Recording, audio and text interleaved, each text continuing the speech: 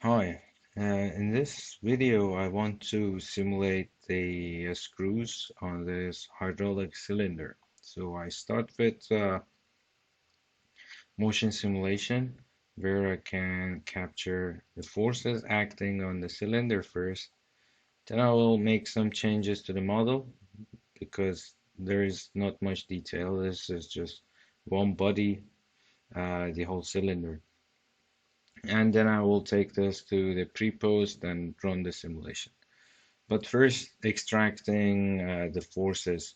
I did this simulation, the motion simulation before, so I just need to go to the result and check the final time step. Here I can move to the joints because this is a slider joint I'm trying to look.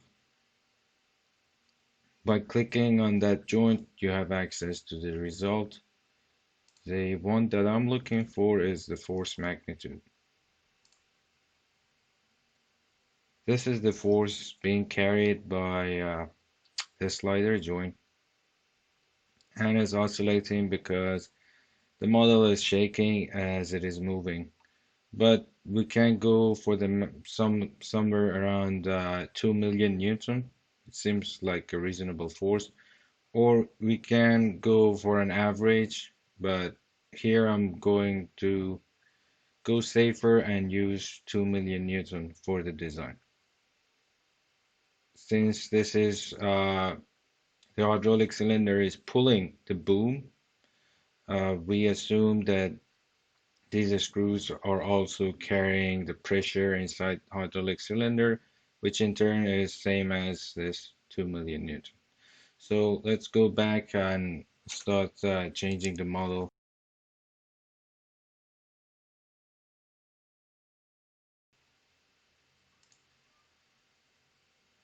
So let's go back now and we need to go to the modeling application first to make some changes to this hydraulic cylinder first.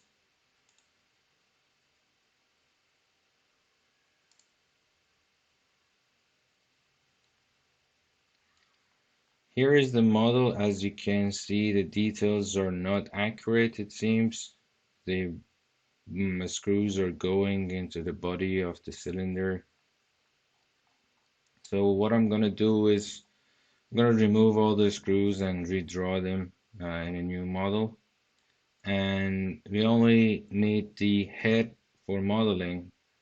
The rest has nothing to do with the screws. We just assume that the rest of the cylinder can handle the force. So we just focus on the screws.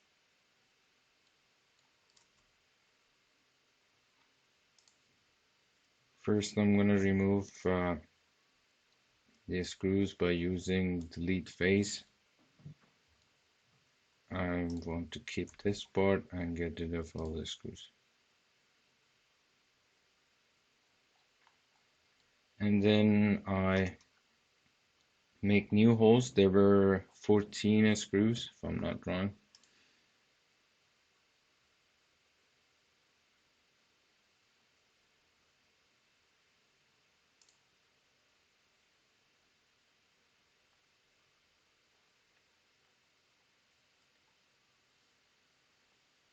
Now I need to put the screws on the center line of this ring. So I need to use the quadrant point and make a reference line between these 2 points, and the center of this should be where I put my uh, points to look at the first. This one should be 0, and then I can remove this reference, and since it's 40 I just can change this to 20, and that hole is in the center now.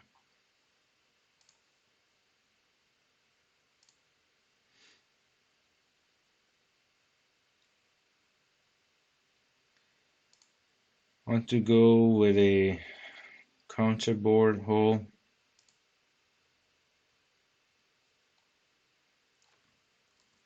Let me see.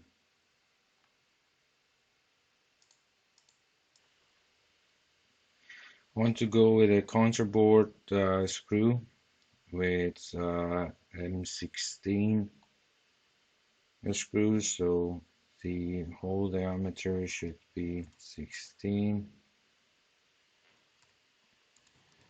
25.5.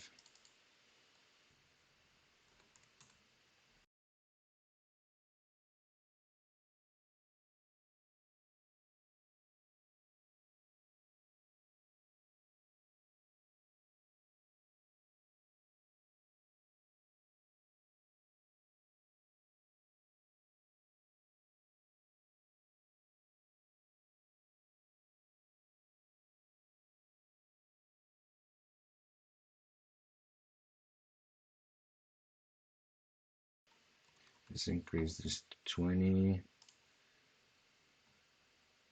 And there we have the hole for our bolts, and we can pattern this feature around in a circular pattern.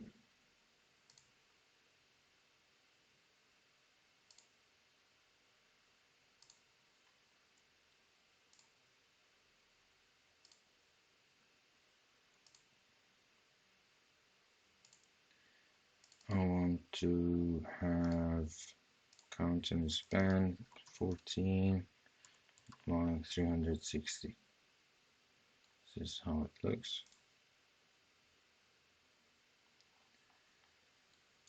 So we have the bolts on the setup. Now I don't want to change it more here because this will reflect on the assembly and motion simulation. I can just take it to the Prepost and make idealized part and then start changing that part. So I will save here, then I will move to Prepost.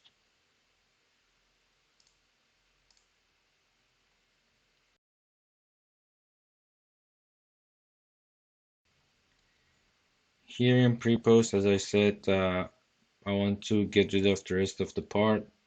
I just only need the head because my focus is on the screws. Assuming the rest of the part will be okay. So I start from here and remove all the faces that I don't need.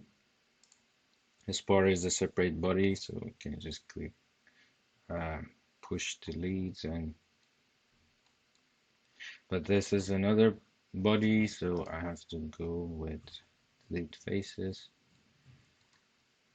I want to remove the faces up to that point. So this seems okay. Now I need to split this into two parts so I can apply forces in both sides. So I go with a split body here, select the body, and for the plane we can go with bisector, seems good.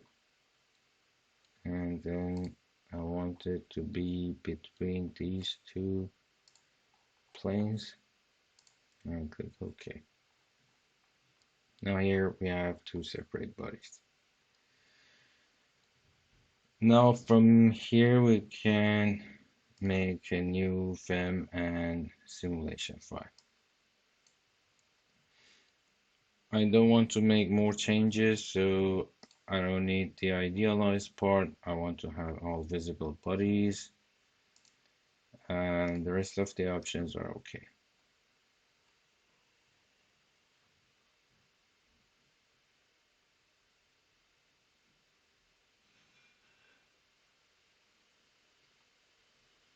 You want to do a linear statics, the options are okay. So I create the solution and click OK.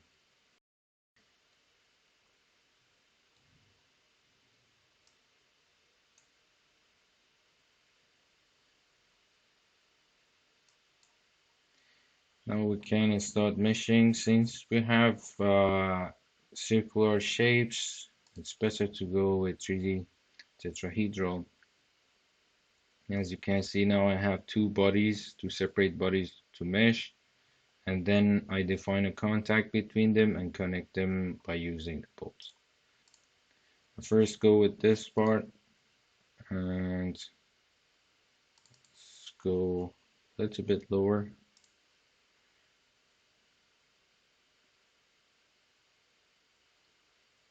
The mesh seems fine. Now do it for the other part with the same parameters.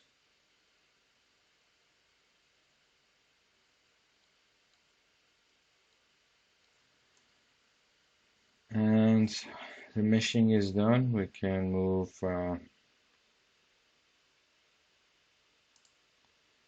here and check the parts. If I turn off the polygons, we can see how is the meshing looks like. So this is the bottom part, and you can take a look and see if there is any problem with the meshing. So both parts are good. And now I can move on to make bolt connections.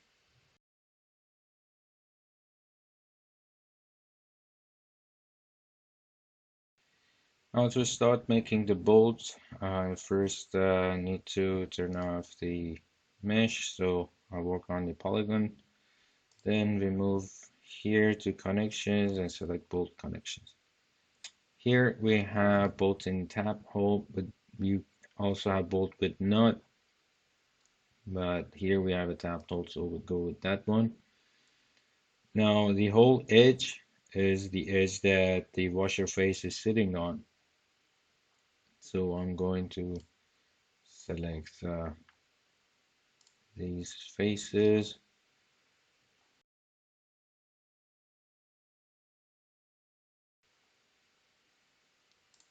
all edges.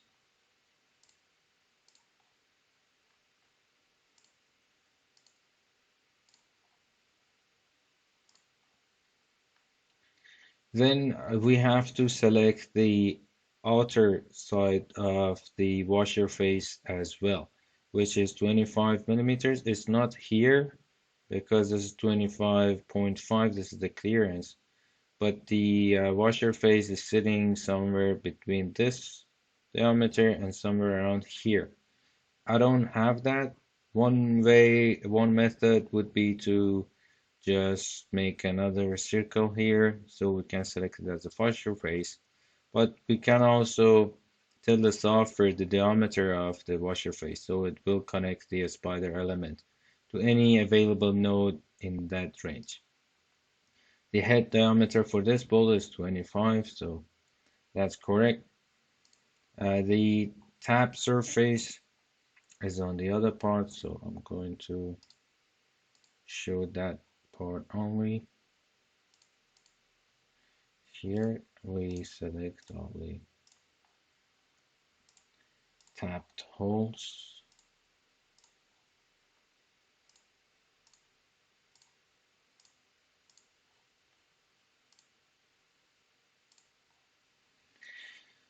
The bolt length is 130 and effective thread length we measured as 67.5. Here I want to use a bar as the shank, and I'll make a new collector for it. Let's call it M16, and to have a P bar with a 4-section of a rod with a diameter of, you can go with the minor diameter for M16 or the area that is resisting the or tensional area, the diameter related to the tension area, which is the average of pitch diameter and the minor diameter. So this is going to be the shank for our bolts. Your non-instruction mass is the washer or locking methods, spring washers, whatever you have on the bolts that adds to the structure. I don't have any. But I need to go back here. We have to assign the material as well. Go with steel and okay.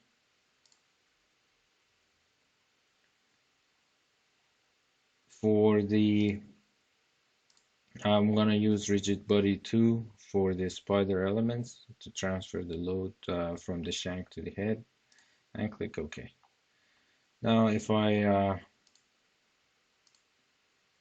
you see how it looks like the head is being represented by a spider, then we have the shank, and the engaged threads are connected to the threaded hole with spiders as well.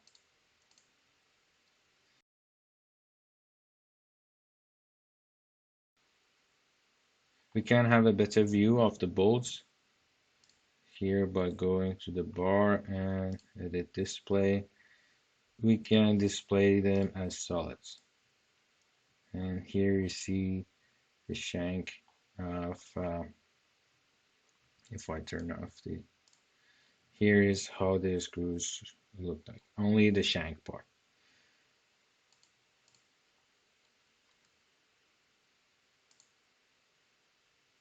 Now I'm gonna bring back the mesh again and turn off the polygons. So now we can start loading the part. To do that, move to simulation file.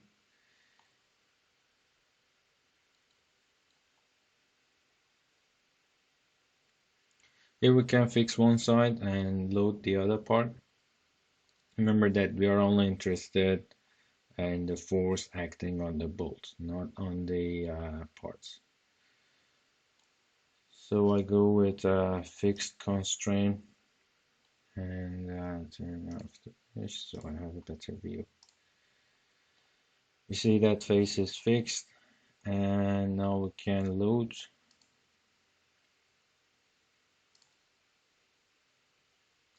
I'm gonna put load here. The magnitude was 2 million Newton. Along the vector, I will select this direction and click OK. So that's the load and the constraint. Now we have to define the preload in the bolt. Here I select bolt preload. Select objects, so I have to select all the bolts. And I'm gonna use pre-bolt force of 3000 Newton and click OK.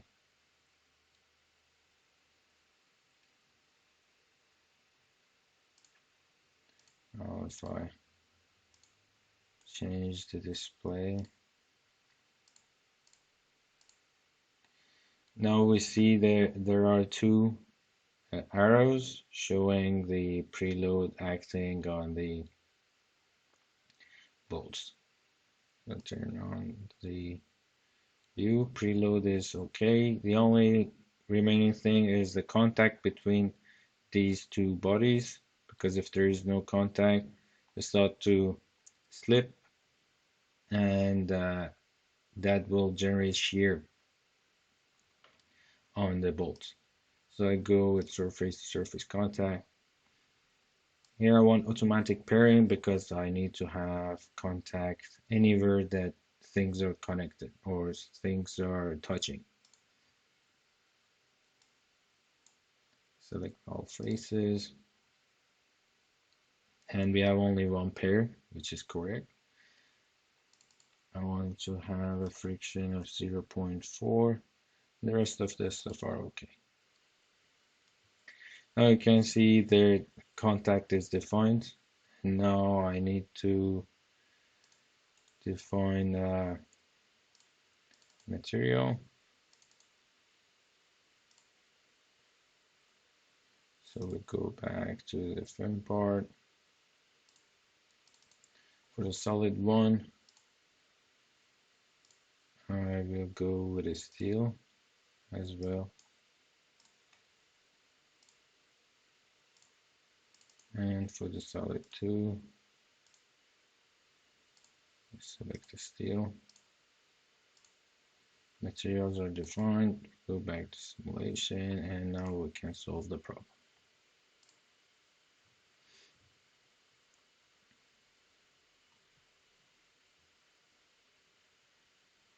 The simulation is done, and I can go to the results. And here under the elemental stresses, you can see the stress under the washer face and how it is, how the stress is deforming, how the force is deforming the part. As you can see, this is on 10% deflection as a default. And but what I'm interested in is the axial elements or the bolts as shown here. So we can see that the stress is around from 225 up to 234, which seems reasonable for a steel. But we can also pick different screws to read the stresses like this. So this one is the maximum, and we can see different stresses in different joints.